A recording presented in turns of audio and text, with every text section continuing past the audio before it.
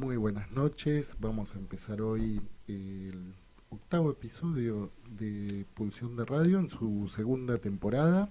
Mi nombre es Gabriel Pulice y hoy están junto a mí Luis Di Santo, que vuelve de unas plácidas vacaciones. ¿Qué tal, Luis?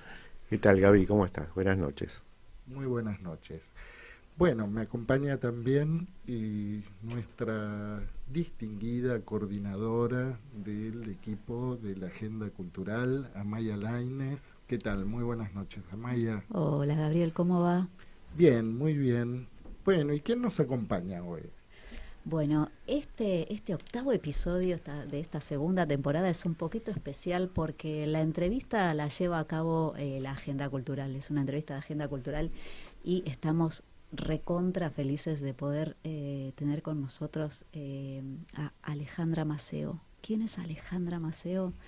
Alejandra Maceo es partera, practica el parto humanizado y milita fervientemente contra la violencia obstétrica. ¿Cómo presentarte? ¿Qué decir? Aparte, Bueno, muy buenas noches, Alejandra. Hola, Alejandra. Hola, buenas noches. Buenas noches. Bien, ¿qué tal? Y bueno, ahora enseguida ya la vamos a presentar más más formalmente. ampliamente, sí, sí. Porque hoy tenemos un programa santo de Viernes Santo con mucha agenda cultural, porque vamos a tener también invitada al programa a Patricia Zangaro, que bueno, ya la vamos a presentar, pero lo que podemos decir es que ha tenido una participación protagónica en los inicios de Teatro por la Identidad y bueno, una larga trayectoria en el universo del teatro y en fin, de las artes dramáticas en general.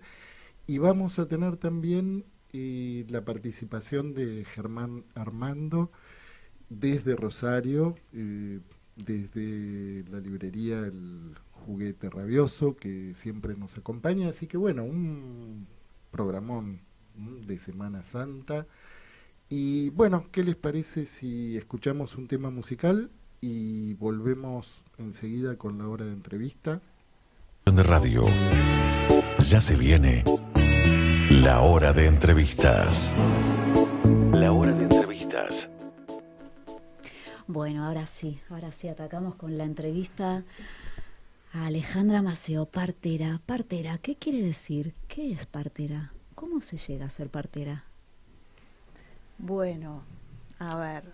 O sea, ¿cómo se te ocurrió? ¿Cómo se me ocurrió? En realidad, nunca pensé que iba a ser partera.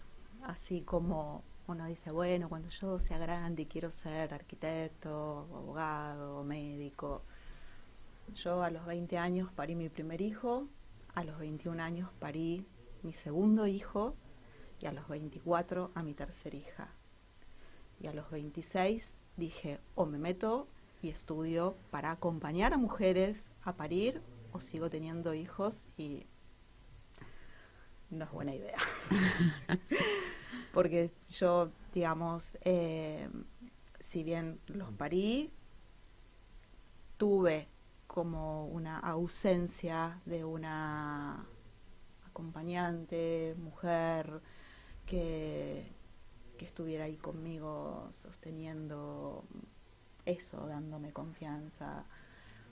Yo fui, digamos, mi propia partera en ese momento, tenía 20 años, tenía así como ese poder que sentimos a ese momento de la vida, de que todo lo podemos y que lo podemos hacer solas y que está muy bien.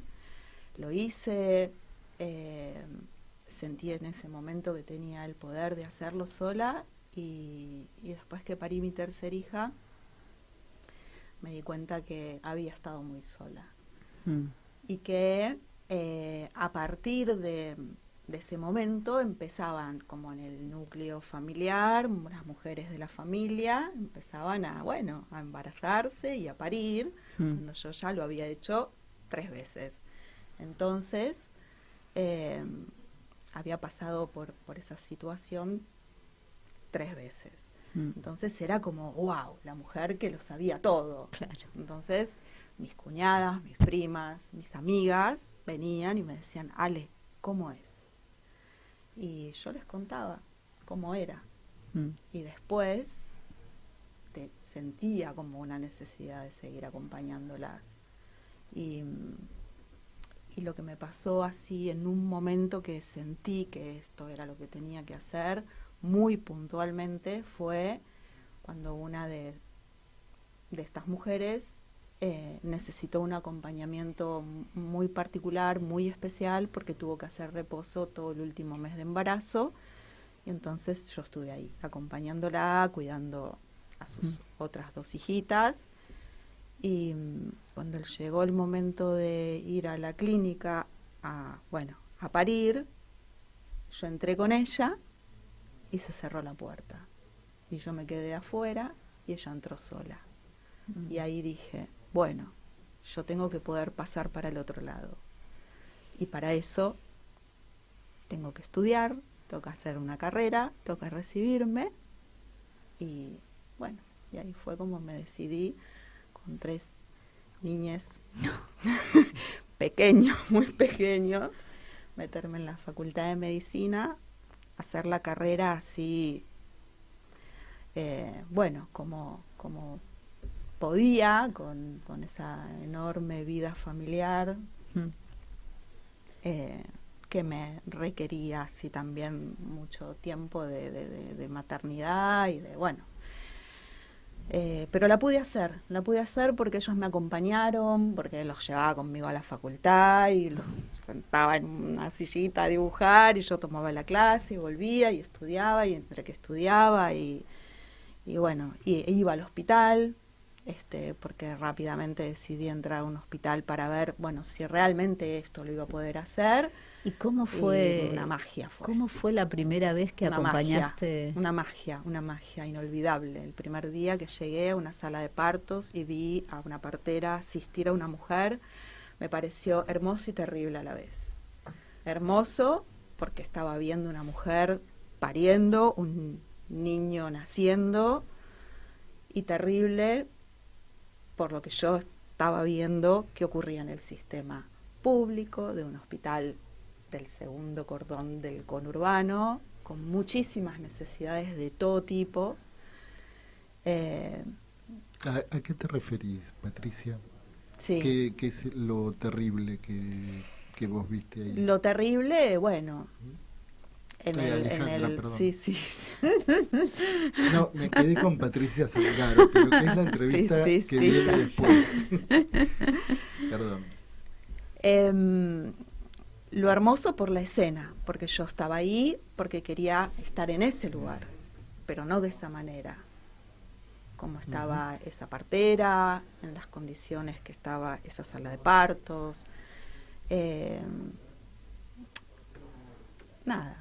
Ahí aparece para mí claramente lo que es la violencia obstétrica, ¿no? Se me hace como carne, porque la verdad es que yo cuando fui a parir a mis hijos, eso no lo viví de esa manera. Tuve la suerte, también porque lo busqué, de ir a un lugar donde sabía que se estaba haciendo un trabajo sobre parto sin intervención, entonces dije, yo voy a ir a parir acá porque sé que acá voy a poder parir tranquila. ¿Qué quiere decir parto sin intervención? ¿Qué sería una intervención? En ese momento cuando yo fui a tener mis partos en el hospital, ese hospital en particular formaba parte de un trabajo de investigación, lo digo así entre comillas, que estaba haciendo la Organización Mundial de la Salud en el año 89, 90, que empezaban otra vez a reescribir las normas de atención del parto de bajo riesgo. El parto de bajo riesgo es el de la mujer sana que se embaraza y cursa su embarazo en salud y tiene un parto en salud.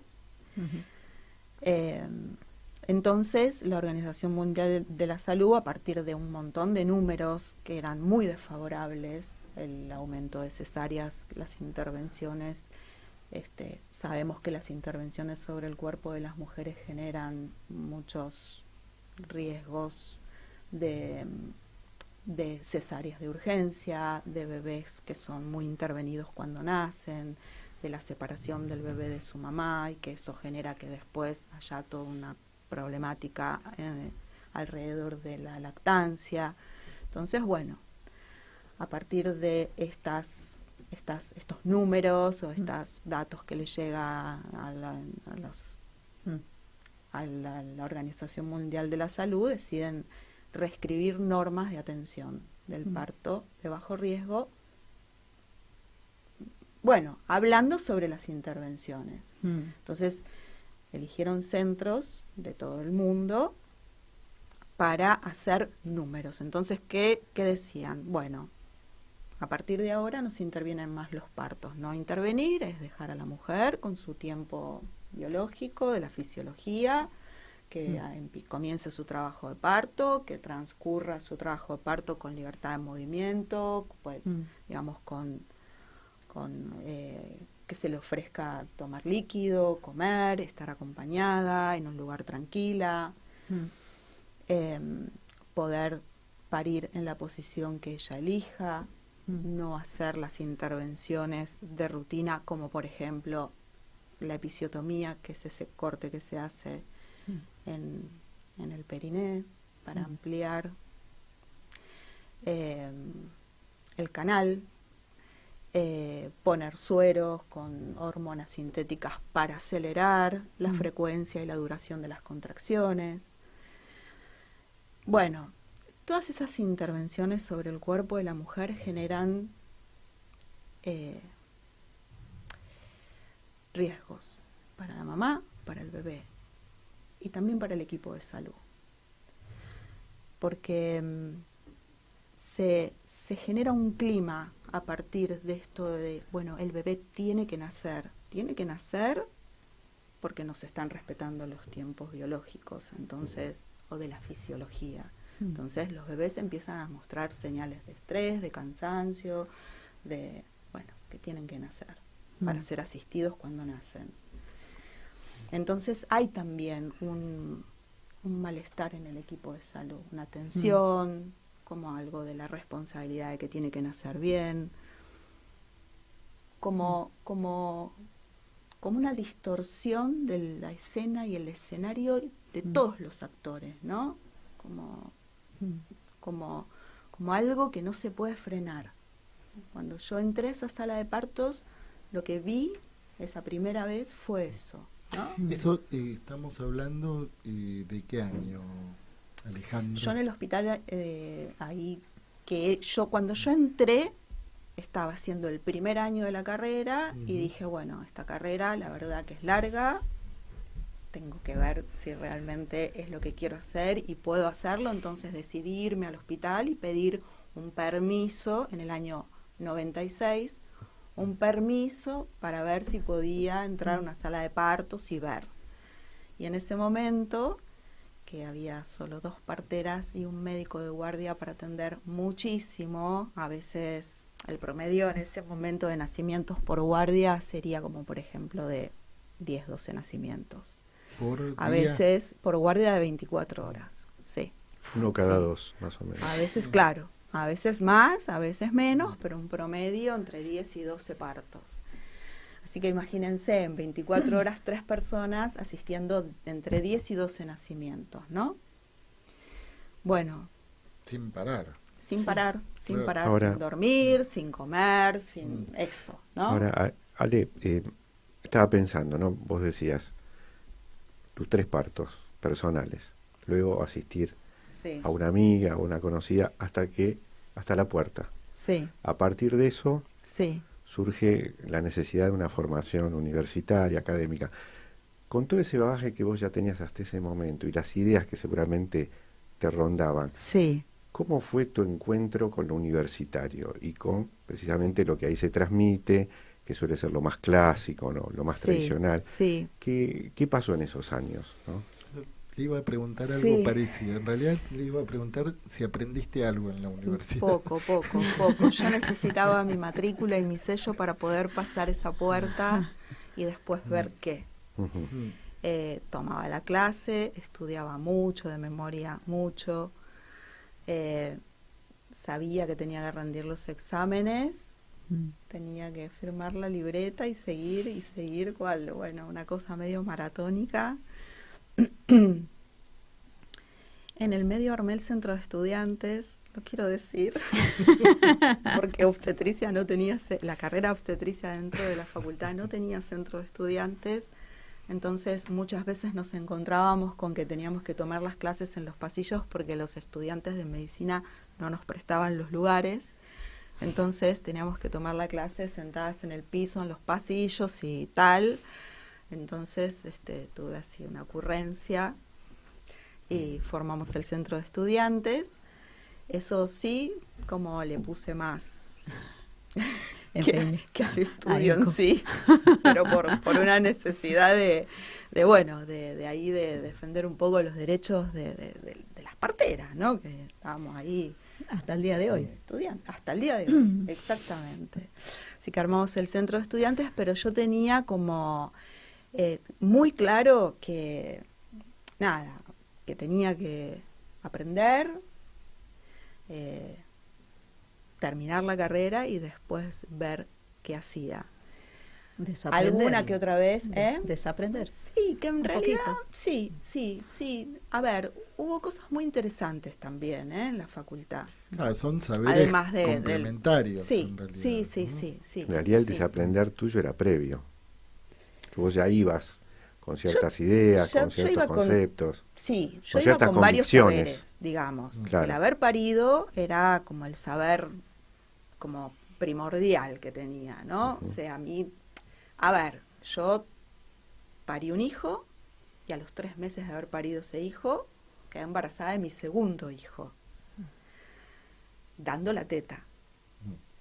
Un día, en una clase, en la facultad, un médico nos dijo que dar la teta era anticonceptivo. Y yo dije, no. Y me dijo, sí. Y yo dije, no. Y ahí después, como hizo toda una teoría, y yo le decía, pero doctor, yo, no puede ser. Entonces ahí dije, listo, ya está, vamos a armar el centro de estudiantes. Claro, ahí armaste el y ya centro de está, estudiantes. claro, Sí. porque era como, nada, ¿qué más?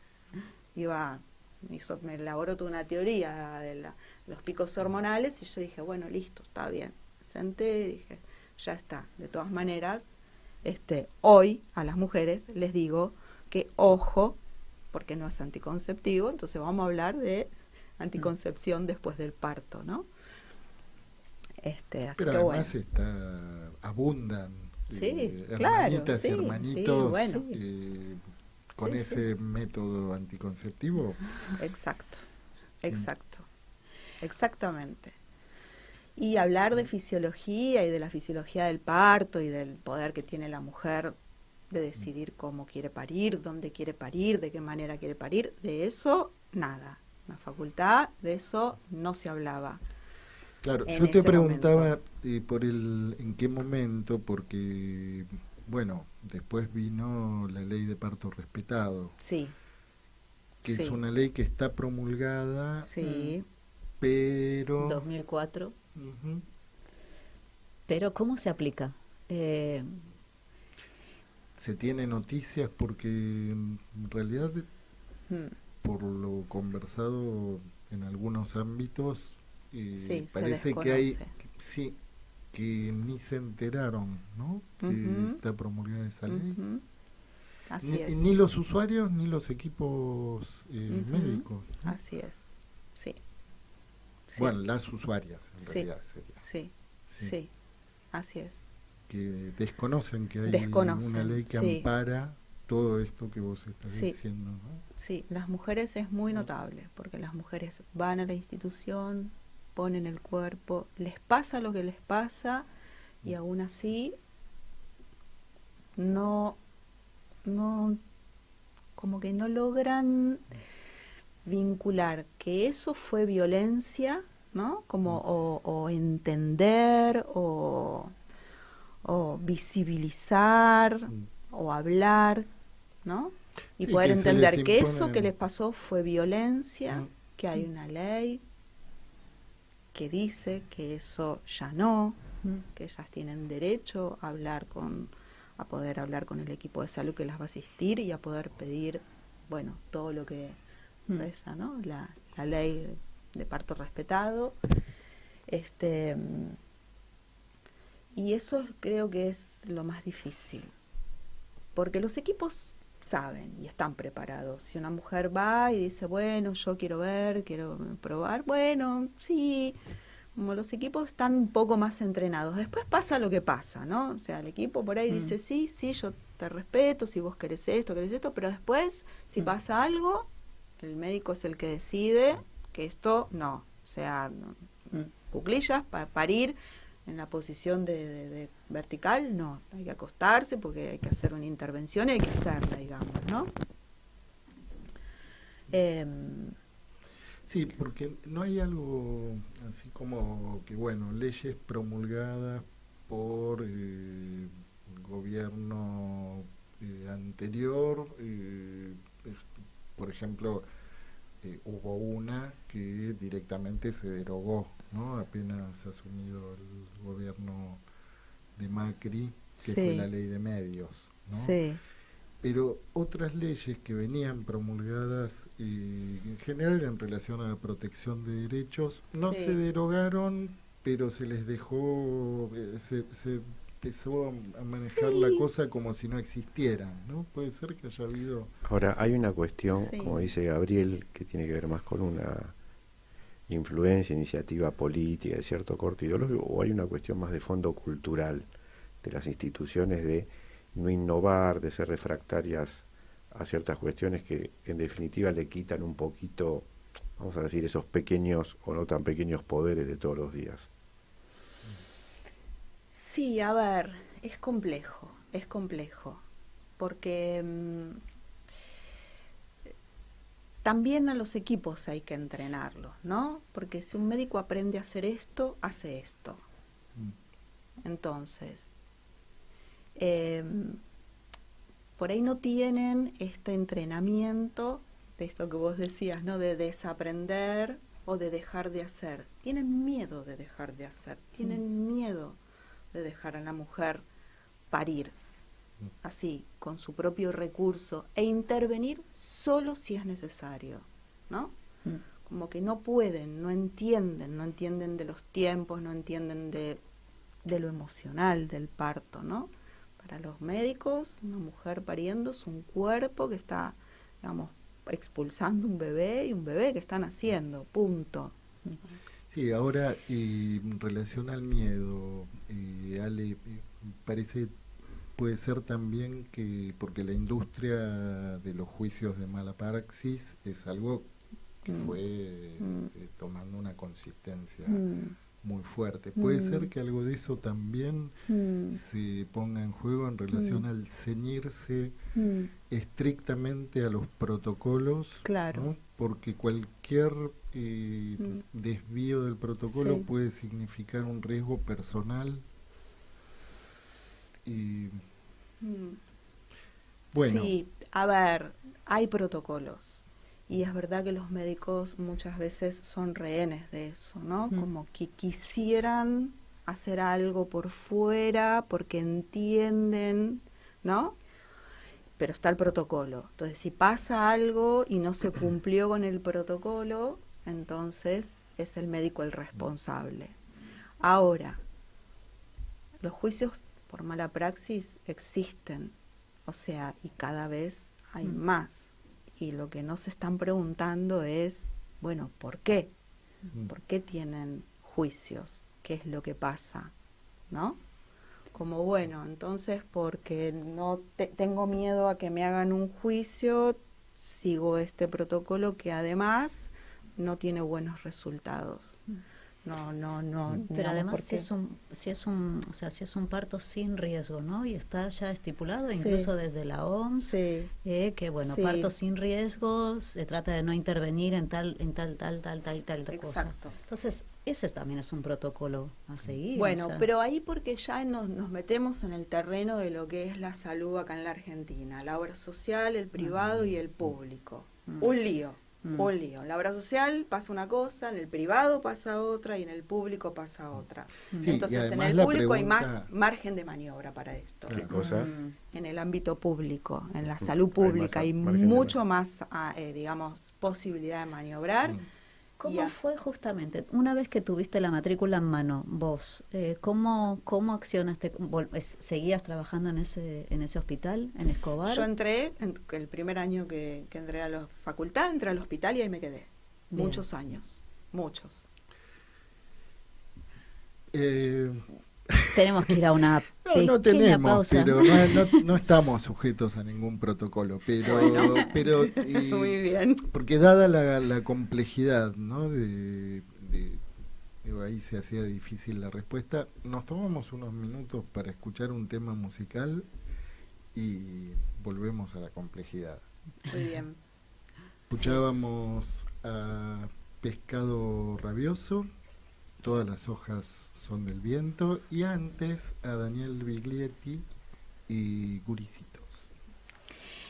Y acá nos preguntábamos, ¿no? Ese inicio en el que vos, habiendo ya dado a luz 3 veces, tus primas, la gente que tenías alrededor te venían a preguntar a vos, ¿cómo fue? ¿Cómo era? ¿Cómo ha sido eso de parir, no? ¿Por qué no fueron a preguntar a sus madres? ¿Por qué no se cuenta eso? ¿Por qué no se transmite? ¿Cómo es esa transmisión? Sí, es una pregunta que yo siempre hago a las mujeres cuando vienen a la consulta, ¿no? Si saben cómo nacieron ellas, si tuvieron alguna vez una charla con su madre de cómo fue el parto y cómo nacieron ellas. Y en general, te diría el 90% de las mujeres no sabemos, me incluyo. Yo pude preguntarle a mi madre muchos años después de haberme recibido, y justamente movida por esta situación de esto, de entender que las mujeres no hablamos del parto, no hablamos del nacimiento, hasta que, bueno, nos toca parir, ¿no?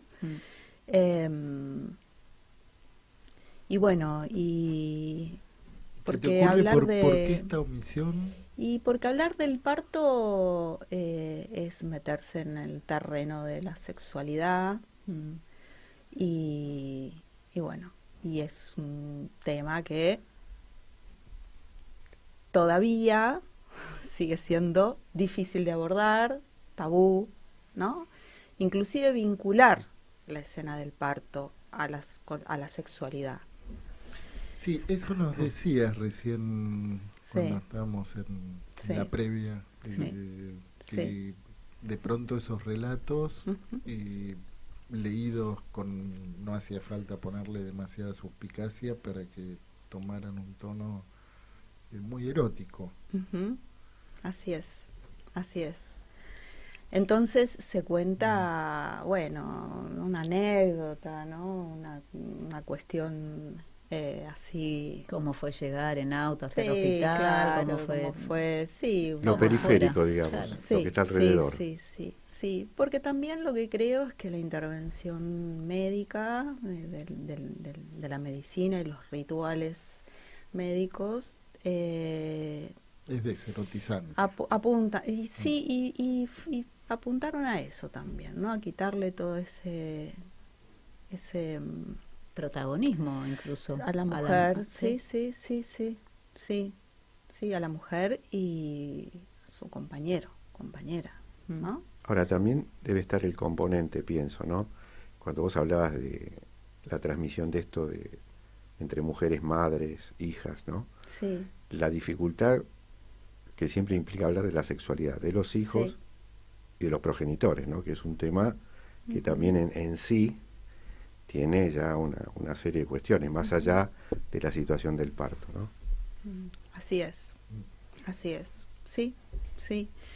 Y ¿Qué es lo que escuchabas en esos relatos, Ali? relatos. Sí, que vos decías, bueno, cuando se habla, ¿no?, del momento del parto, Sí. bueno, de pronto cuando se logra hablar, se escuchan otras cosas, ¿no? Sí. Y nos interesa escucharlo, ¿no? La parte que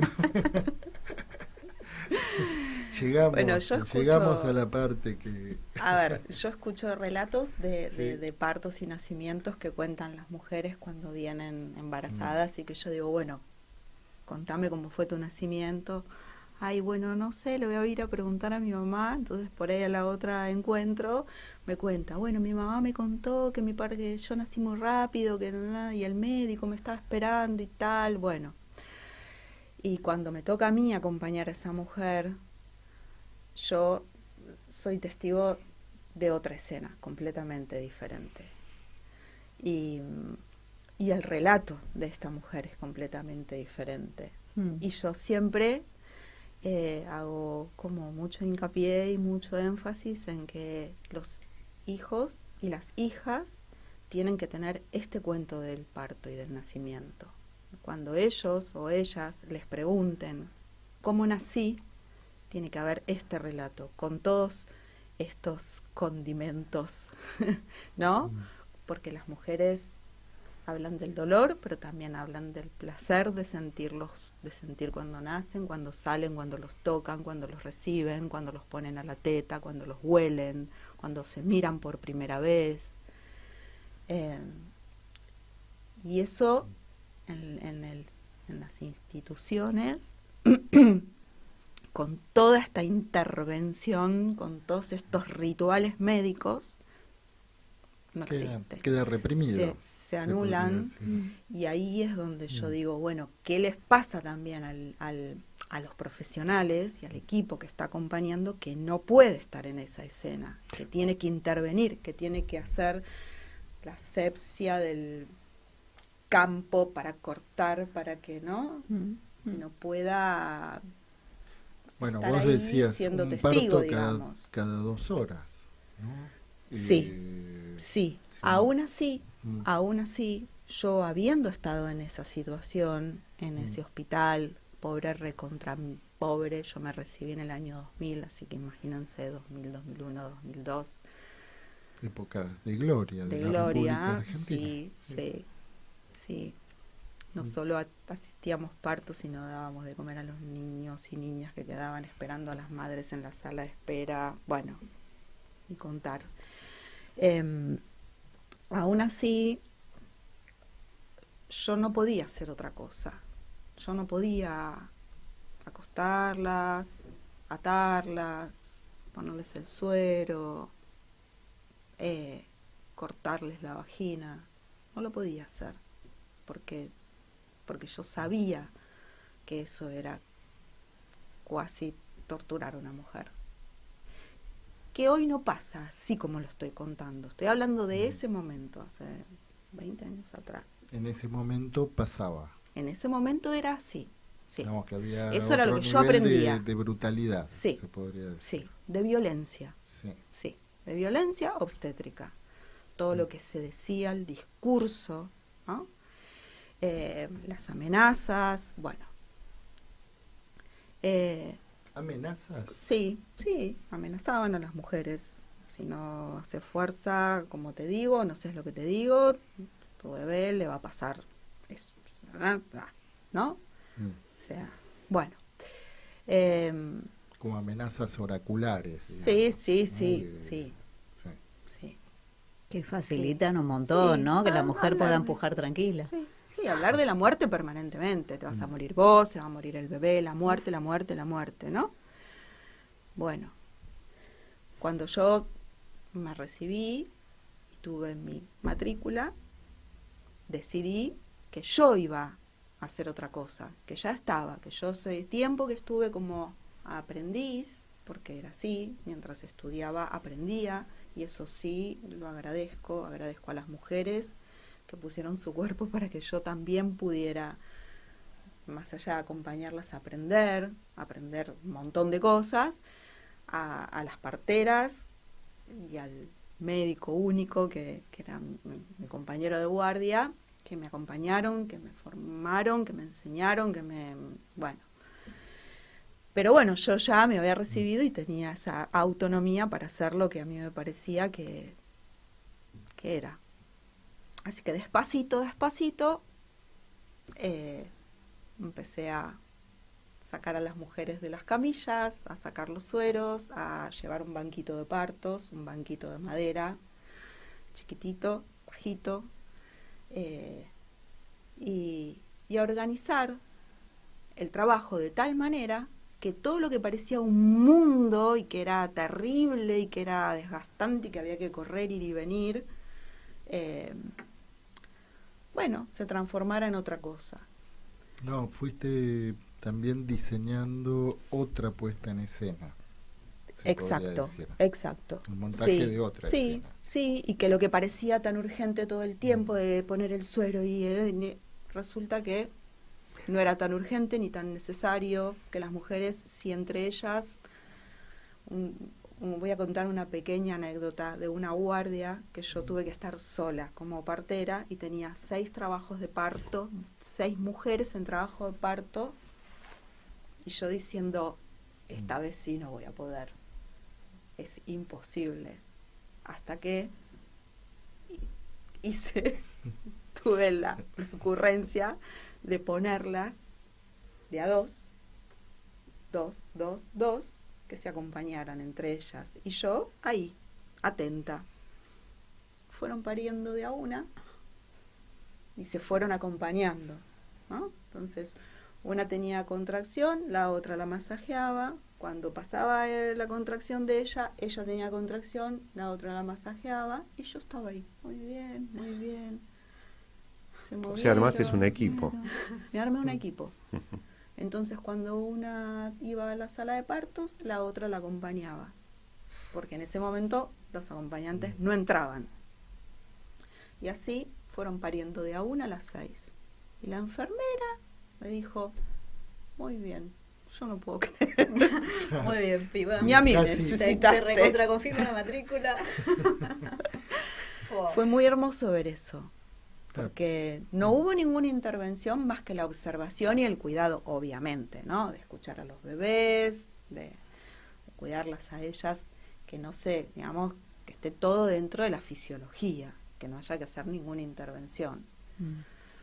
Fue muy lindo, una experiencia muy hermosa. Ahí aprendí mucho de las mujeres. Siempre aprendo de las mujeres, pero en ese momento, ¿no? Pero para vos fue como tener sextillizos, ¿no? Porque fue hermoso, fue hermoso. La última dijo, ¿y ahora quién me va a acompañar? Porque ya tuvieron todas. Entonces yo, en complicidad con la enfermera, le dije, anda a llamar a un familiar, por favor, te pido. Y salió, llamó al familiar de esta mujer, última que quedó, y entró y fue acompañada por una hermana. Así como clandestinamente.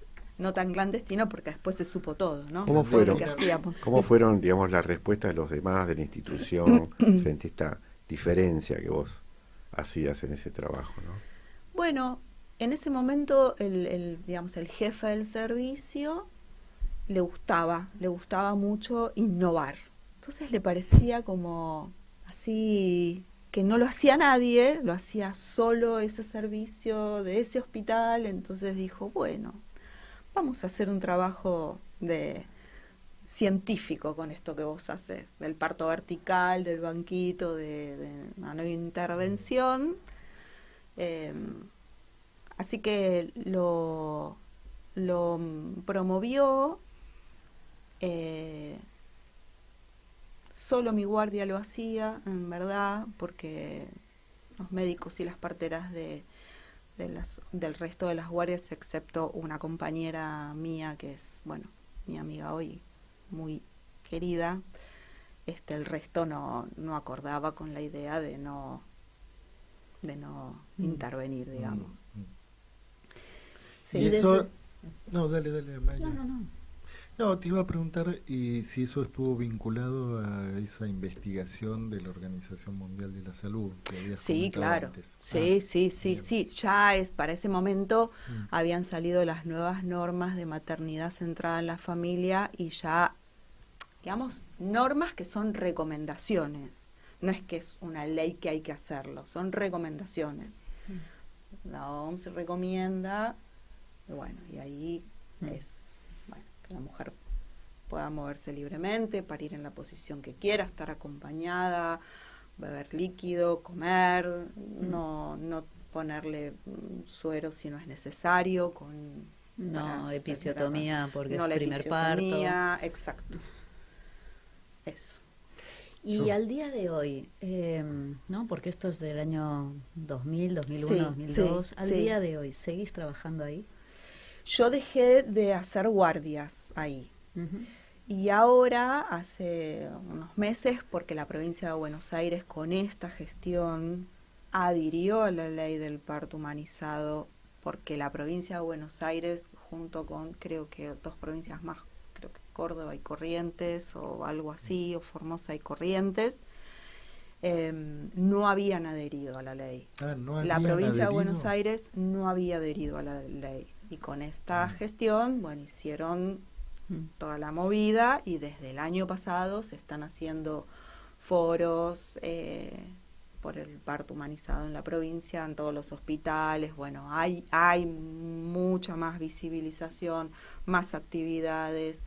Y a partir de esto, nosotros en el hospital estamos intentando armar una sala de trabajo de parto y recuperación, porque todavía en el hospital están las salas de parto tradicionales, digamos, ¿no? Con la camilla, como una especie de quirófano. La luz fría, hace frío, sí. Claro, sí, que no es cómoda, que no hay intimidad, que es pequeño el espacio también. Entonces estamos intentando escribir este pequeño proyecto para tener un espacio donde las mujeres y las acompañantes tengan más intimidad, con un baño con bañera, para, poder, si quisieran, parir en el agua. Estamos con eso. Espacio para caminar, sí. Proyecto para presentar en... Y quien nos quiera dar una mano. En realidad, obviamente que va a ir a las autoridades, primero del hospital, después del municipio, aunque el hospital es provincial. Y después el hospital es provincial, sí. O sea que ahí puede tener línea directa con el Ministerio de Salud de la provincia. Exacto, sí. Y que estos años con el tema de la pandemia, fue como prioridad otras cuestiones, aunque siempre para nosotras es prioridad otras cuestiones y la maternidad siempre queda como el último orejón. Entonces estamos tratando de eso, de terminar este proyecto y hacerlo circular y ver cómo lo podemos concretar. ¿Y había algún argumento en particular de parte de la gestión anterior de la provincia de María Eugenia Vidal, ¿no? de no adherir a la ley de parto respetado, o fue antes que no se adhirió? Fue anterior. El gobierno de Scioli. Pero esta ley está desde el 2004, 2004. ¿O me equivoco? Sí. O sea que la provincia, por dar un ejemplo, no adhería desde hace casi 20 años. Desde nunca, claro. Sí, desde nunca. ¿Con qué argumento? No sé. La verdad, no sé. No se sabe. Simplemente una gestión que no ocurrió, digamos, ¿no? Y esta gestión sí se ocupó de hacer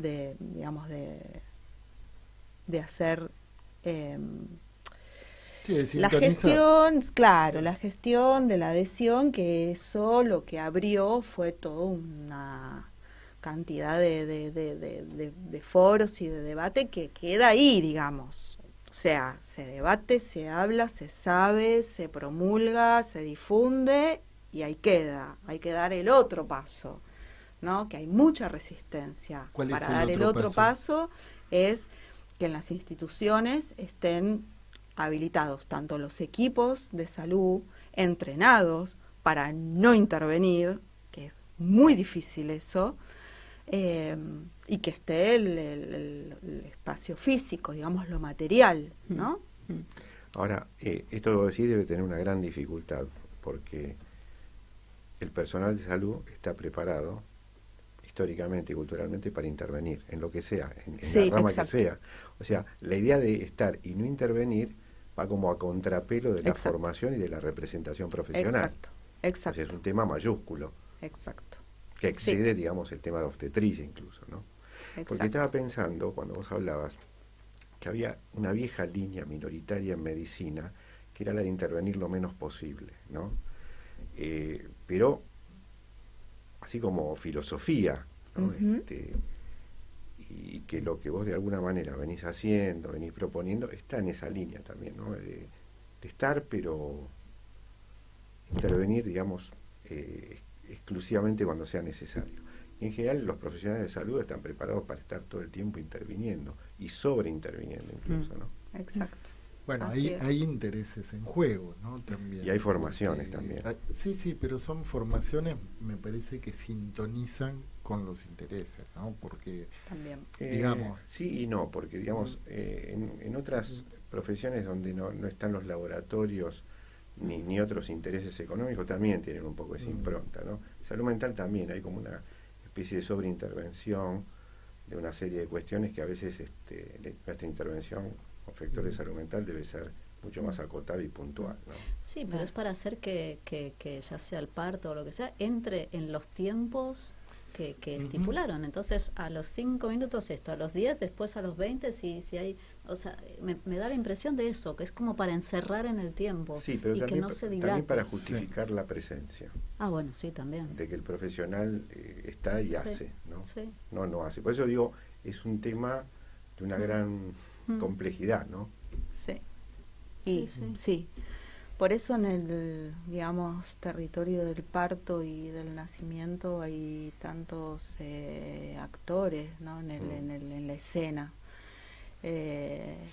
Y, digamos, la protagonista obviamente que es la mujer en esa escena. La mujer pariendo y el bebé naciendo. Y quien acompaña el equipo de salud que debería estar en la primera línea es la partera. Y ahí empiezan a jugarse todo tipo de batallas por el poder. Claro, pero en donde... Porque el médico y la partera, ¿no? La partera es una profesional que está, digamos, entrenada para acompañar sin intervenir. Se supone, ¿no? Sin intervenir. Y el médico para la intervención. El médico tiene que estar si es necesario por alguna cuestión que resolver de índole médica. Y los médicos están en todos los partos, interviniendo y después resolviendo las complicaciones por esa intervención médica. Pero y no saben, que hay tensiones ahí. Ahora, sí. ¿Cómo se resuelve de esta perspectiva, no? Esto vos venís a plantear y estás sosteniendo hace tanto tiempo. Esta escena tan frecuente de la mujer que está por parir y de pronto ese día no está el profesional con el cual venía teniendo el trabajo, ¿no? Que esto es bastante frecuente que suceda. ¿Cómo se salda eso? Porque es como que se establece un vínculo profesional / personal, podríamos decir, y de pronto aparece otro u otra, ¿no? Que se hace cargo de esa situación. Sí. ¿Cómo pensar eso, ¿no? Que muchas veces uno lo escucha, ¿no? Como que le tocó otra persona, etcétera. ¿Cómo se salda eso, no? ¿Se puede? Sí, bueno, volvemos otra vez al tema de lo que pasa en el ámbito privado y en el ámbito público. En el público vos no tenés un profesional que te va a acompañar el embarazo y después asistir al parto. El sistema no está preparado para eso. O sea, vos vas a la guardia y te atiende quien está. Aunque en el embarazo hiciste el seguimiento con una partera. Si esa partera está de guardia, buenísimo. Pero si te toca otra, no. Claro. Es otra. Y en privado, no sé, porque yo estoy... no sé cómo saldan sus cuestiones cuando el médico falta o la partera falta. Yo cuando digo que estoy, salvo que me cae el piano en la cabeza, le digo a las chicas, salvo que salga y me caiga el piano en la cabeza, yo voy a estar. Bien, bueno, les cuento en privado, que no se entere nadie, pero se nos fue el tiempo. Bien. Con todas estas cosas que fuiste contando, casi que nos dan ganas de volver a nacer. Pero bueno, nos tenemos que ir a una pausa. Maya, ¿querés hacer una última pregunta, un último saludo? Yo nada, quisiera resaltar lo que decías, Luis. Para mí personalmente fue la primera pregunta también de decirme, pero ¿cómo que no va a estar la misma persona? Yo quiero tener a una persona de confianza que me dé la mano y que pueda confiar en ella y que sepa que me va a informar, me va a decir lo que está pasando, y para mí fue esencial. Y me parece que es algo que se tiene que contemplar, porque lo hablábamos con Alejandra, si una al dar a luz no está en una situación de confianza, es imposible que el cuerpo realmente, digamos, se active para que funcione el parto naturalmente. Es imposible, porque uno está aterrorizado. ¿Cómo vas a...? O sea, uno detiene todo. Así que la confianza me parece esencial para el tiempo del nacimiento. Bueno, muchísimas gracias, Ale, por venir. Por favor, gracias a ustedes por la invitación y me sentí muy cómoda, así que nada, muchas gracias. No, y haces un gran trabajo en un momento, vamos a decir, de la vida, ¿cómo decirlo, no? Primordial. Irrepetible, ¿no? Realmente es, nada, nuestras felicitaciones. Bueno, vamos a ir a una pausa y a la vuelta y vamos a estar en una entrevista también muy linda con Patricia Zangaro. En Pulsión de Radio, la agenda cultural late.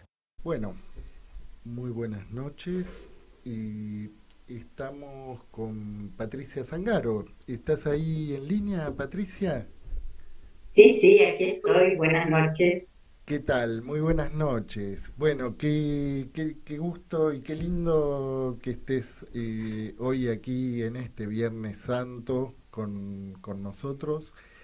Y bueno, voy a hacer una mini presentación porque la verdad que tu recorrido en distintas artes, pero especialmente en la dramaturgia, en fin, estaríamos un largo rato, ¿no? Pero principio, bueno, vos te formaste como actriz, ¿no? En la Escuela Municipal de Arte Dramático de Buenos Aires y como dramaturga con Osvaldo Dragún, Mauricio Cartún y José Sánchez Sinisterra, ¿verdad?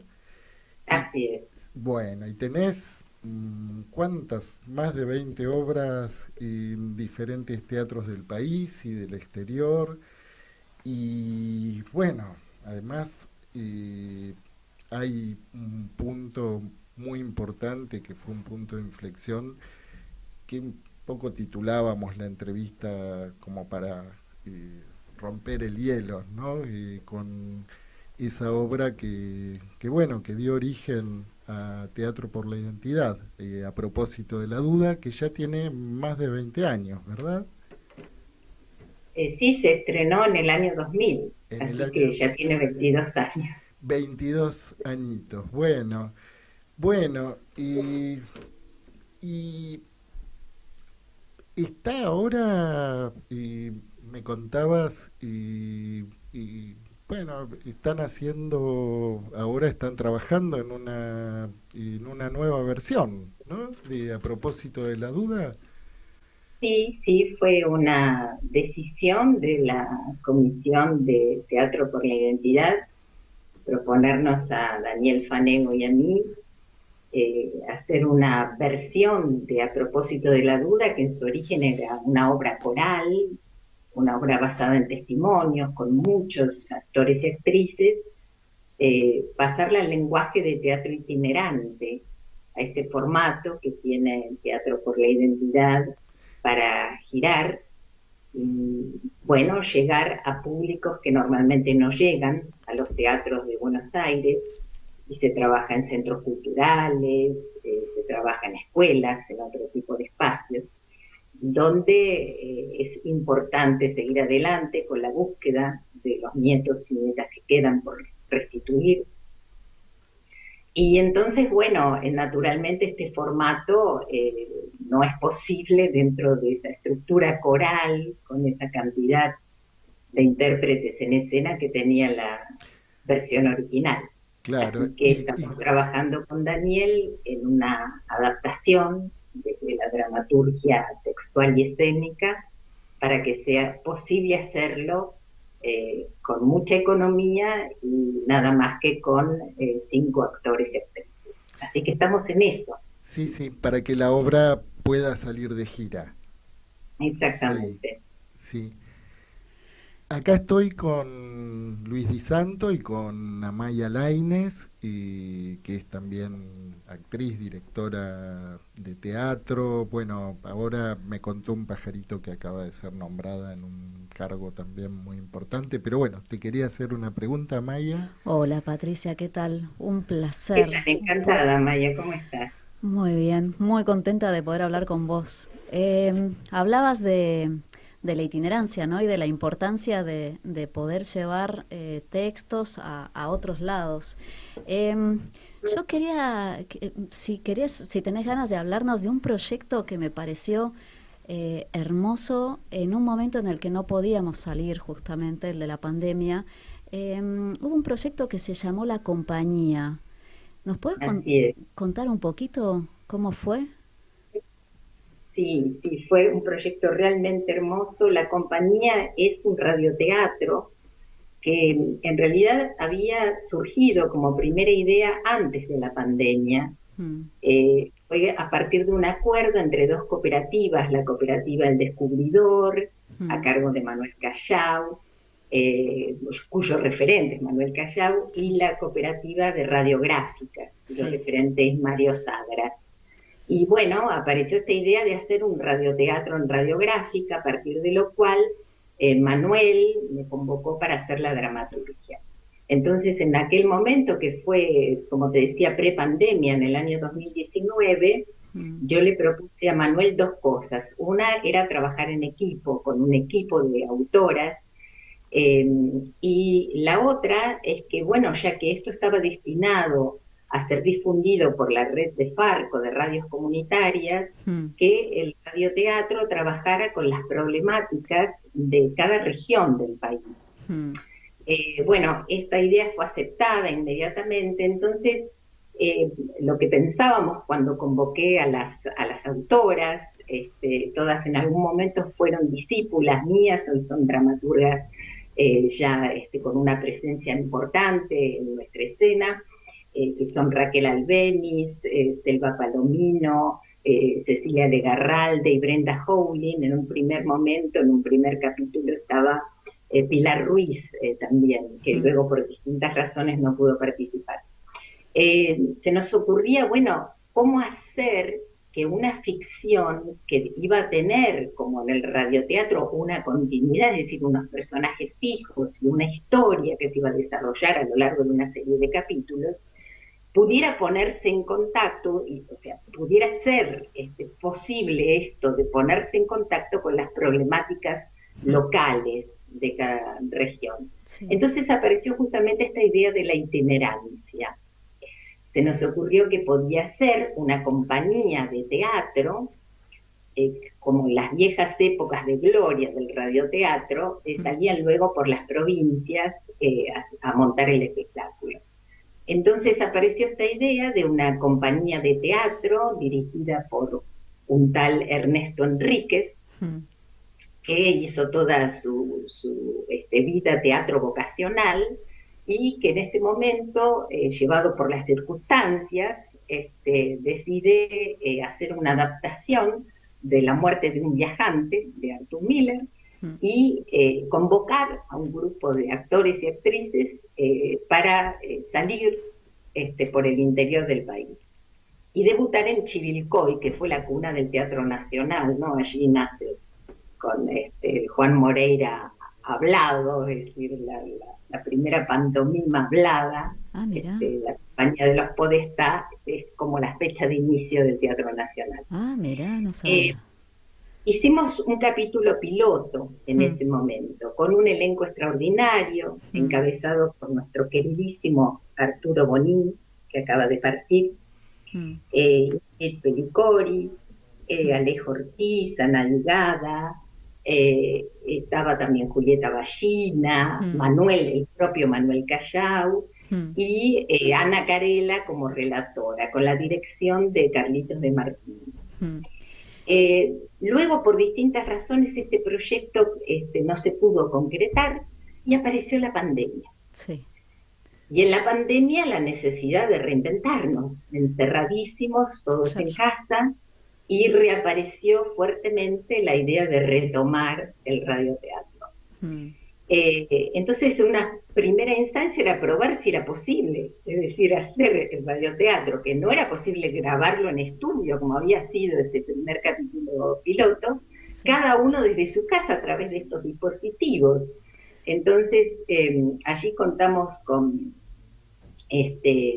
Julián, el técnico de radiográfica, que hizo posible que los actores grabaran su parte, cada uno en su casa, y luego con un trabajo de edición recrear el radioteatro. Sí, tremenda y una hazaña. vez que vimos que esto era posible, entonces empezamos febrilmente a escribir esos 12 capítulos, y fue realmente extraordinario porque a pesar de que estábamos encerrados y aislados, sentíamos que estábamos armando un proyecto colectivo, y en un momento en que nadie podía moverse, viajando con la imaginación por todo el país. Tremendo, sí, porque realmente, además después, a poco de andar,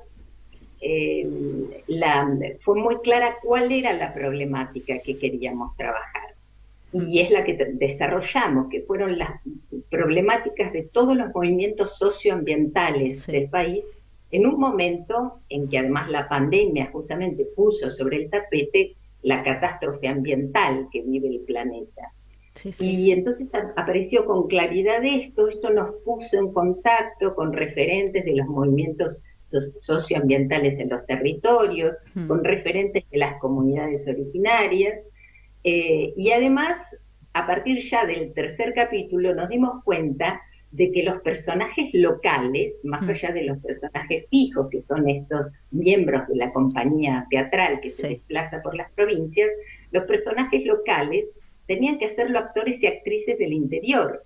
Entonces empezó a cobrar realmente el perfil de un proyecto federal, donde había un intercambio con actores y actrices de cada lugar. Así que fue un proyecto extraordinario, ciclópeo. Patricia, vos decís que llevarlo adelante, pero creo que fue la desesperación que nos provocaba esta situación, donde, bueno, nuestro sector, el sector de la cultura, fue tan afectado, que hizo posible que el proyecto se llevara adelante, se difundiera. Sí, con un alcance también federal, ¿no? Por las radios comunitarias. Exactamente. Sí, y bueno, y ahora estamos por presentar el libro del radioteatro. Se va a presentar el 6 de mayo en la Feria del Libro. Ahora, dentro de poquito, en la feria. Ahora muy prontito, gracias a ATE, y se va a presentar en el stand de ATE, que fue quienes hicieron posible que el libro se publicara. Mira, dos cosas te quería preguntar. Una, en relación a esto que recién comentabas de cómo quienes fueron de algún modo incluidos, ¿no?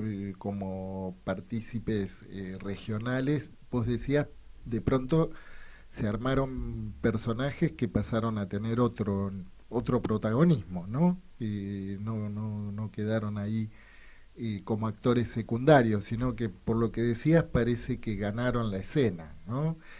Eso por un lado. Y por otro lado, que vos lo mencionabas recién a Arturo Bonín, ¿no? Y bueno, parece que tuvo un lugar tan importante, ¿no? Bueno, en distintos proyectos en los que vos estuviste trabajando con él, ¿no? Pero es una figura realmente tan destacada que, bueno, te quería preguntar si querías decir algunas palabras en relación a tu trabajo con él, ¿no? Sí, en realidad con Arturo habíamos compartido justamente el inicio de Teatro por la Identidad, que fue a propósito de la duda, porque fue uno de los actores que pasaron por estos elencos, como era un elenco tan grande, y además siempre fue un trabajo de militancia, el de Teatro por la Identidad. Los actores y actrices iban cambiando de lunes a lunes. Así que Arturo fue uno de los actores que participó de esa experiencia. Luego yo no volví a trabajar con Arturo hasta esta instancia de la compañía, pero siempre hubo, tanto con él como con su mujer, la querida Susana Carr, un gran aprecio. Yo siempre sentí una gran admiración por Arturo y un enorme cariño. Y se volvieron a encontrar en la compañía. De ser un enorme actor. Sí, disculpa, Patricia, se volvieron a encontrar, decías recién, ahora de la compañía. Exactamente, de la compañía. Sí. Y compartimos 2 años de pandemia, ¿no? En este proyecto tan hermoso. Este proyecto se puede seguir escuchando en redes, además de obviamente ir al 6 de mayo. A la página de Radiográfica y allí están colgados los capítulos. Se puede escuchar, es de acceso libre. Sí. ¿Sí? Sí. Bien, pondremos un link. Sí, yo tuve yo los pude escuchar durante la pandemia, de hecho, seguí la No me digas. Sí. Qué bueno. Me encantó y me pareció realmente muy interesante el poder haber, yo soy extranjera, entonces realmente el poder seguir la compañía a lo largo de todo el país y seguir, sí, efectivamente todas las luchas ambientales que habían, los movimientos, cómo se organizaba, me pareció, para mí fue muy, muy interesante. Además de que, y además contamos con el asesoramiento de lujo de Maristela Esbampa, que, bueno, es una de las grandes referentes en toda Latinoamérica de las luchas socioambientales y de la ecología popular, así que fue realmente un trabajo de investigación, además, ¿no? De alguna manera el radioteatro dibujó un mapa de lo que es la realidad socioambiental del país, ¿no? El tema del agronegocio, el tema de agrotóxicos, la megaminería, la contaminación de los ríos, la extracción de litio y la afectación de las comunidades, en fin, problemáticas que se repiten a lo largo de todo el país. Sí, y creo que, capaz que la pandemia no es una... Pero la pandemia de algún modo permitió hacer resurgir proyectos también vinculados al radioteatro o vincularse al radioteatro de vuelta. Me da la impresión a mí, ¿no? Y me parece que es un medio maravilloso y además fácil de dar a conocer por todo el país y más allá. No sé, yo confío mucho en este volver al radioteatro o a la ficción radiofónica, ¿no? Para dar a conocer, para eso, mezclar todo lo que está ocurriendo en ciertos lugares, ciertas regiones, darlo a conocer y con una ficción y siguiendo unos personajes. Me pareció una idea realmente hermosa, así que bueno. Y tenés toda la razón, porque en Europa el radioteatro siguió, o la ficción radial, sí, ¿no? ficción radiofónica, vigente, sí. ¿no? En la radio francesa, ni hablar en la radio alemana, ¿no? Tiene una presencia muy muy fuerte, y acá además hay una gran tradición. Claro. Es un género muy caro, y hubo una revitalización enorme, incluso en las escuelas, en la academia, ¿no? Yo trabajé 10 años en la UNA, estuve a cargo de la maestría en dramaturgia, me acabo de jubilar, y me contaban que en la pandemia justamente apareció el formato del radioteatro como una de las formas posibles de seguir adelante con los proyectos espectaculares, ¿no? Sí. Del alumnado, así que fue muy importante. Sí. Y es un espacio de imaginación, la verdad que muy rico y sí, como decías, bueno, yo soy franco-española, entonces sigo mucho las ficciones radiofónicas francesas y es como seguir una película, o sea, realmente lo sonoro, cerrás los ojos y viajás a la velocidad del cine. Y con la efectividad del cine, porque uno el decorado, toda la escenografía se la arma en la cabeza. Incluso más, ¿no? Incluso mucho más, claro, porque hay más medios en la cabeza. El oyente tiene un rol muy activo, porque está todo el tiempo imaginando y recreando en su imaginación lo que no se ve. Sí. En un momento, digamos, donde justamente estamos saturados por la imagen, ¿no? La cultura nos ha llevado a una saturación de imágenes. El radioteatro permite recuperar el valor del silencio y el valor de lo sonoro, ¿no? Entonces es muy extraordinario eso también. Sí. Y el valor de la imaginación, ¿no? El poder implicarse también creativamente, ¿no? Por parte del, bueno, en este caso del oyente, ¿no? Donde eso, bueno, la saturación de imágenes es como que deja un poquito menos de lugar, ¿no? Como para esa creatividad del espectador. Así es. Bueno, Patricia, y estás con otros proyectos también, según me comentabas, lo del libro, sí. Sí, lo del libro, que es inminente, la presentación, y bueno, estamos también con un proyecto muy hermoso que se llama Transoceánica, y que surgió a partir de la idea de poner en diálogo la dramaturgia de Griselda Gámbaro y de José Sanchís Insterra. Así que bueno, es como un proyecto en espejo, donde va a haber una puesta en Buenos Aires a cargo del Celtic, con la dirección de Carlos Gianni, y una puesta en Madrid, donde participa un equipo muy ligado al nuevo Teatro Fronterizo, que es el espacio donde trabaja José. Y bueno, me propusieron hacer la dramaturgia, que fue, bueno, un desafío enorme, por la gran admiración que siento por ambos y la amistad que me une a ellos, además, desde hace más de 30 años. Así que bueno, me acerqué con mucho pudor, con una enorme responsabilidad, pero fue un viaje muy gozoso. Y bueno, ya Carlos Gianni armó el elenco para Buenos Aires y ya se va a poner a ensayar como para estrenar seguramente en agosto en el Celtic. Bueno, esperamos entonces noticias sobre el estreno.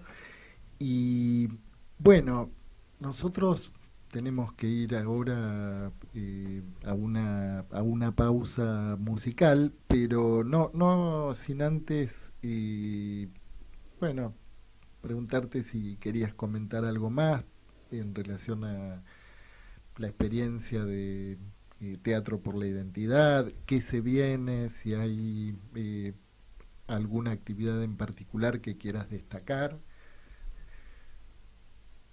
Bueno, siempre Teatro por la Identidad, siempre en actividad y desarrollando nuevas propuestas. Ellos también hicieron durante la pandemia, se reinventaron a través del primer congreso virtual, ¿no?, de Teatro por la Identidad, que organizaron justamente con la UNA, con la Universidad Nacional de las Artes, el año pasado.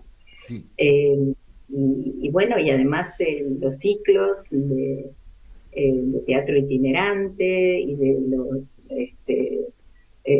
monólogos idénticos, así que bueno, siempre en actividad y siempre acompañando a las abuelas en su lucha. Bueno, Patricia, un placer hablar contigo. Esperamos entonces ese estreno y todo lo que está por venir. Y muchísimas gracias por acompañarnos hoy. Y bueno, no sé, Amaya, si querés. Yo un placer, yo ya me anoté, el 6 de mayo, Feria del Libro, presentación del libro de la compañía. Ya me lo anoté. En el stand de ATE. En el stand de ATE. En el stand de ATE. Bueno, después lo vamos a compartir en nuestra página, en Facebook y en Instagram, toda la info. Así que bueno, esperamos verte entonces allí. Te mandamos un beso muy grande, Patricia, y muchas gracias otra vez. Muchísimas gracias por haberme invitado y les mando un gran abrazo a ustedes y a toda su audiencia. Bueno. En Pulsión de Radio ya se viene El Rincón de los Libreros, la columna que en tu biblioteca no puede faltar. Bueno, qué lindas entrevistas que tuvimos hoy, ¿eh? Y venimos a ritmo de galope, tanto que nos olvidamos de saludar a nuestros compañeros, a Diego Yaiche, que bueno, está ahí reposando, recuperándose de una pequeña intervención sin gravedad. Y Laura Salinas, que está... creo que fue a comprar alfajores a Mar del Plata, una cosa así. Al Tigre. Parece que estaba...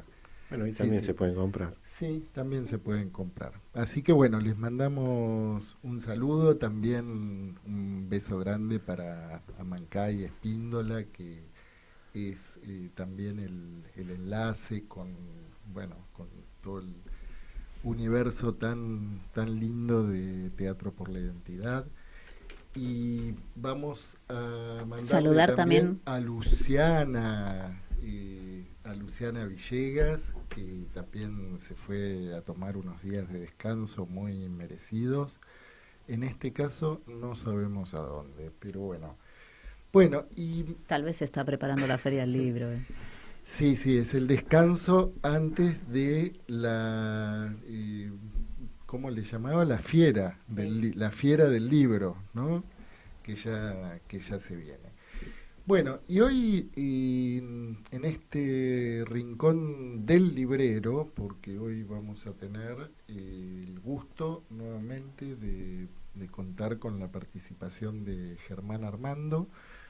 Y bueno, vamos a escucharlo a Germán, que tiene una muy linda presentación para hacer también.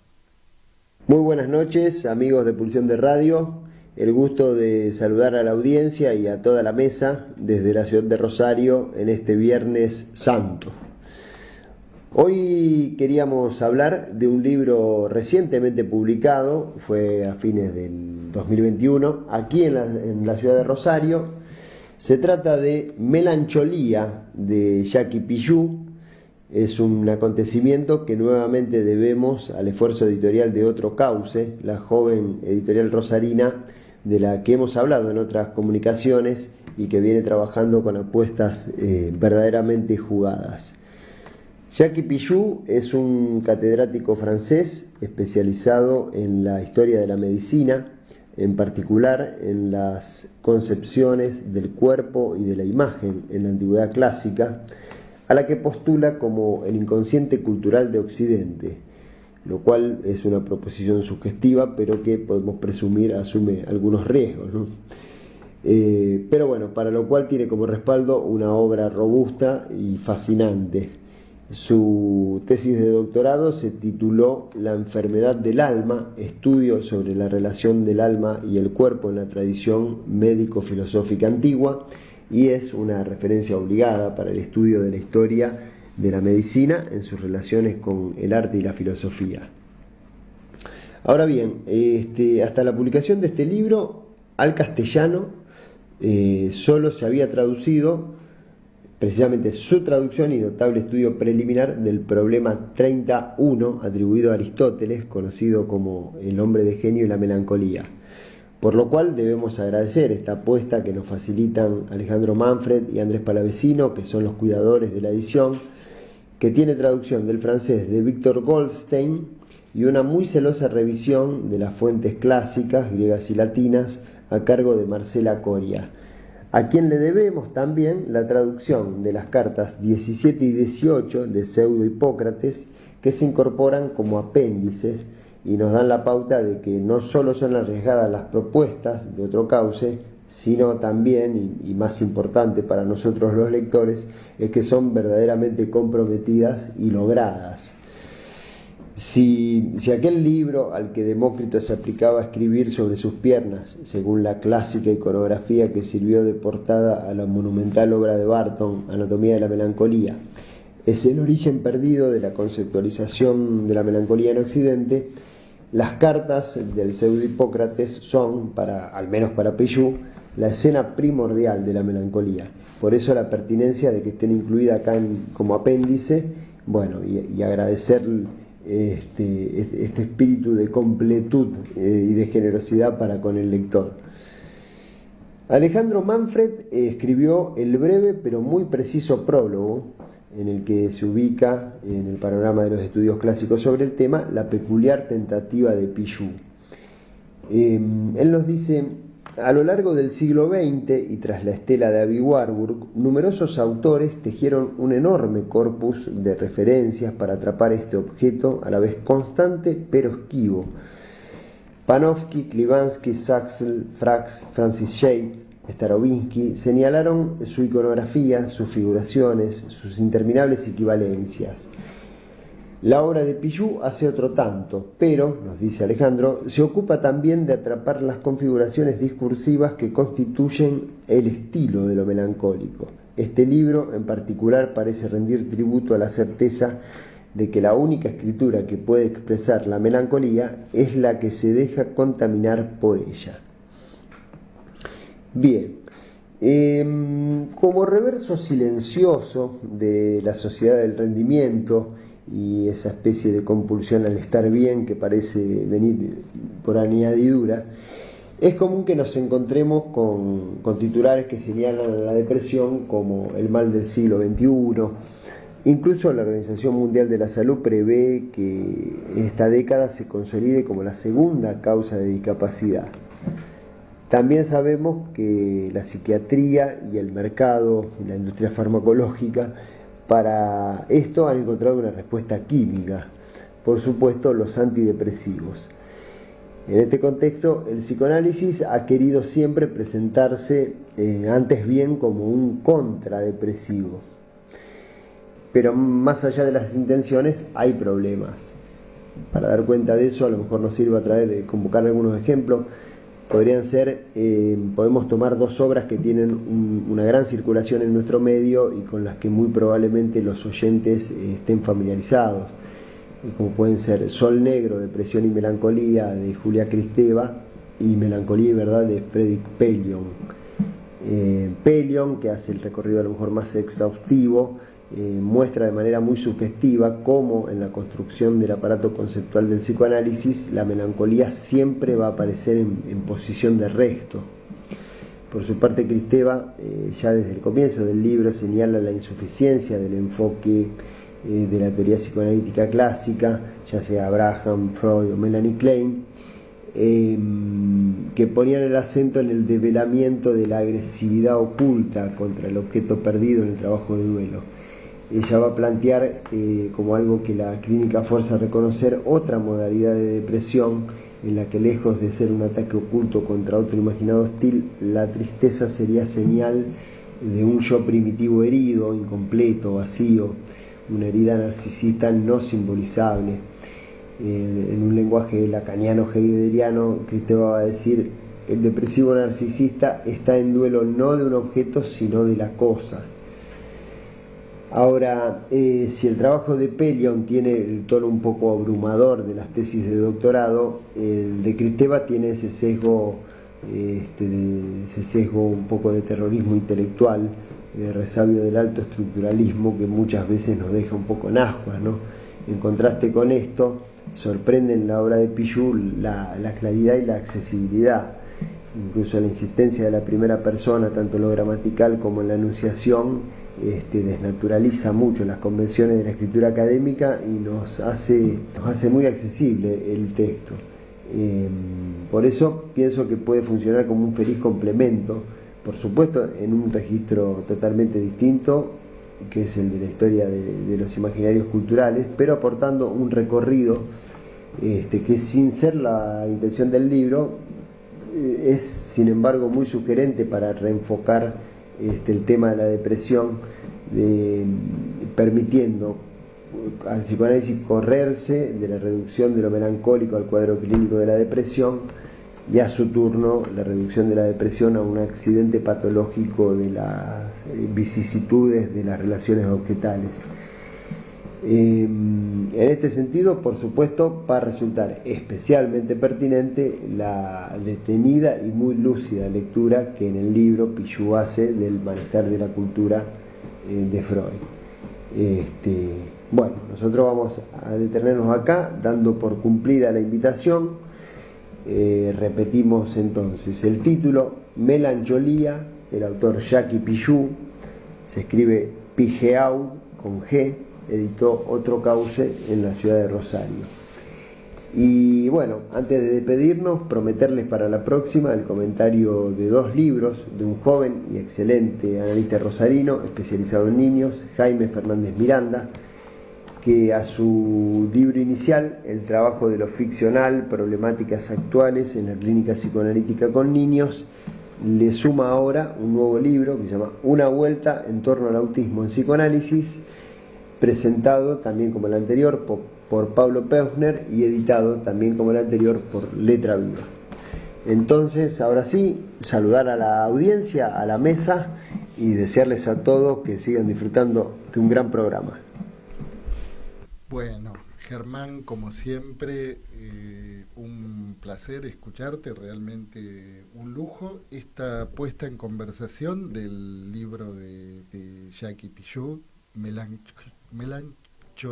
Melancolía, y junto al libro de Julia Kristeva, Sol Negro, Depresión y Melancolía, y el de Frédéric Pellion, Melancolía y Verdad.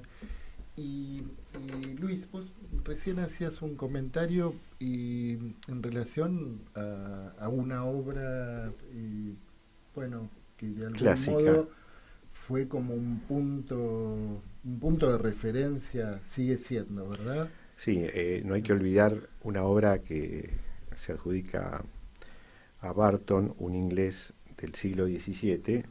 Esa obra se llamaba Anatomía de la Melancolía, que parece ser una obra de medicina, pero en realidad es una obra literaria, donde Barton desarrolla diferentes temas que exceden el título de ese libro.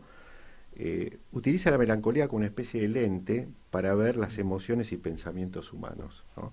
De hecho, él estaba padeciendo algo por el estilo en ese momento, y fue lo que lo llevó a la escritura de ese texto.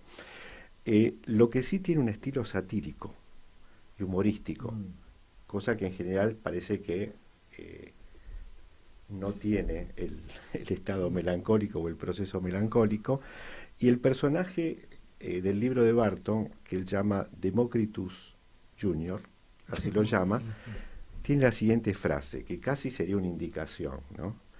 Yo escribo sobre la melancolía para permanecer ocupado y así evitar la melancolía, ¿no? Este libro, les vuelvo a recordar, es un libro de 1621 y es una de las referencias, vamos a decir, de la psiquiatría clásica, pero básicamente lo podemos leer como una obra literaria que refleja toda una época y un trabajo muy minucioso sobre sí mismo del autor y de carácter universal. Bueno, para poner en conversación con la obra de Jackie Pichú y bueno, la de Julia Kristeva y bueno, y también otras obras del campo de la literatura, ¿no? Como Cerrado por Melancolía, que no me puedo acordar el autor, y Remedio para Melancólicos, o ¿verdad? También aquella canción que cantaba el Canario Luna, sobre ese cómico, que en realidad, sobre ese paciente que iba al médico a pedir, vamos a decir, ayuda al tratamiento para su profunda tristeza. Y el médico le recomendaba diferentes cuestiones, ir a los cementerios para ver que él estaba vivo. Para ver que había exactamente. Gente que estaba peor. Y de pronto, luego de todas las cosas que el médico le recomienda, y este hombre dice que no le van a servir, le dice, bueno, vaya a verlo a Garrick, que es un comediante y un dramaturgo muy bueno, y todo el mundo que lo va a ver sale feliz y sale riéndose. Y entonces el paciente le dice, mire doctor, deme otra receta, porque Garrick soy yo. Bien, y vamos a escuchar un último tema musical y a la vuelta más comentarios melancólicos para este fin de Semana Santo. Vamos a Caetano, Efilio, Adeusa do Amor. Y antes escuchábamos a Luca Prodan y esa versión tan hermosa de Años. Bueno, y qué lindo tema la melancolía, ¿eh? No te pongas muy melancólico. Ya va a pasar. Sí, no, ya vamos a resucitar. Menos mal que el programa no es el domingo a la noche. No, el domingo a la noche tenemos otro programa. Sí, pero Amaya, vos tenías otras recomendaciones cinematográficas sobre la melancolía Bueno, sí, si a mí me dicen melancolía, lo primero que pienso es en una película que salió hace unos años, capaz 10, no sé, de Lars von Trier, llamada Melancolía. Capaz algunos de nuestros oyentes la vieron. Muy recomendable, muy recomendable, Lars von Trier, Melancolía. Bien, ¿y alguna referencia sin spoilear la película? Recuerdo que hay una historia de algo lunar que influencia el estado de la gente. Uh-huh. Poco más, voy a decir. Una presencia de la luna, sí. Con sus siempre perturbadora, perturbando, afectando. Sí, y Luis, ahí vos estabas recién comentando también esta referencia histórica de la melancolía. Sí, y luego recordé, que lo estaba comentando con ustedes, esa canción que canta Canario Luna, Reír llorando, que está basada en una antigua poesía sobre, bueno, esto que hablamos, de un paciente que va a pedir remedio para su tristeza, el médico le tira a todas, ninguna le viene bien, hasta que finalmente le recomienda ver a un gran comediante, y bueno, acá voy a spoilear un poco, y él dice, bueno, deme otra receta, porque ese comediante soy yo, ¿no? O sea, la máscara del melancólico como payaso, como comediante, etcétera. Un temazo de Canario Luna que algún día lo podríamos pasar aquí en el programa. Bien. Bueno, se nos está yendo el programa. Me produce cierta melancolía que termine. Sí. No podemos resistir, pero pero el tiempo pasa, nos vamos poniendo tecnos, como dice Luca, y bueno, vamos entonces a despedirnos hasta el próximo viernes. Vamos a contar con la participación de Viviana Bálsamo en un tema inquietante, que es en relación al tabú de la discapacidad, el deseo y el goce en cuerpos imperfectos. Y vamos a retomar también la agenda cultural, la Maya. No sé si está la columna de cine ya, que empieza. Vuelve empieza de vuelta, la segunda temporada de la sala de cine. Así que tenemos el regreso a Pulsión de Radio de Walter Molnar. Sí. No sé qué temas nos preparan, pero seguro va a ser muy interesante. Creo que Laura Salinas estará acompañándolo. Sí. Mucho cine que nos van a recomendar, tanto cine actual como cine más clásico. Así que después de la pandemia ya es tan hora de volver al cine. Qué ganas. Sí, aparte tenemos de manera inminente lo Afisi.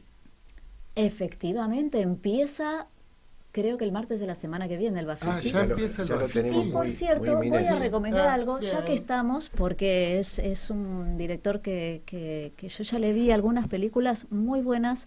Se llama Fred Baillif y es un director suizo. Perdón, ¿me lo puedes pronunciar otra vez? Me encantó. Fred Baillif, si no. Fred Baillif es un director suizo que tiene otra película muy linda que se llama Tapis Rouge, que vendría a ser como Alfombra Roja. Es un director que tiene un recorrido bastante ecléctico, jugador de básquet profesional durante 7 años en alto nivel. Alto nivel. Después se puso a estudiar una formación social. Después se fue a Nueva York, se fue a hacer de asistente de dirección en diversas películas. A la noche era DJ en Nueva York. Y volvió a Suiza y se puso a hacer cine, muy muy talentoso, y se fue a hacer cine en las periferias de las grandes ciudades suizas. O sea, ¿no?